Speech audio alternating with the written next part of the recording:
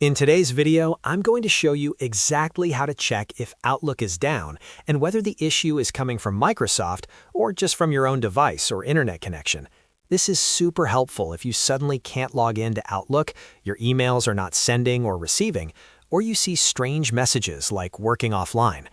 Before you panic or start reinstalling apps, it's always smart to first confirm if Outlook is actually experiencing an outage. I'll walk you through both the official Microsoft method and an easy third-party option that anyone can use.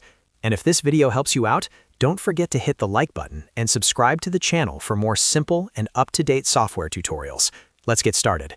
First, let's talk about some common signs that Outlook might be down. One of the most obvious signs is not being able to log in to your Outlook account, even though your username and password are correct. Another common issue is emails getting stuck in the outbox or not arriving in your inbox at all. You might also see Outlook showing a working offline status, even when your internet connection is stable. If you're facing one or more of these problems, the next step is to check whether the issue is on Microsoft's side. The most reliable way to do this is by using the official Microsoft 365 Service Health page. To check this, open your browser and go to the Microsoft 365 Admin Center.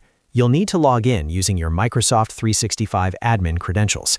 Once you're logged in, look for the section called Service Health. This page shows the real-time status of all Microsoft services, including Outlook, Exchange, Teams, and more. If Outlook is experiencing any issues, you'll see alerts or warnings here explaining what's wrong and whether Microsoft is already working on a fix.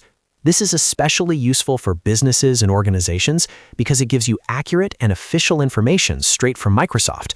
However, not everyone has access to the Microsoft 365 Admin Center, especially if you're using a personal Outlook account. In that case, the easiest option is to use a third-party outage tracking website. One of the most popular and reliable ones is Downdetector. To use this method, open your browser and go to downdetector.in. Once the site loads, use the search bar and type in Outlook.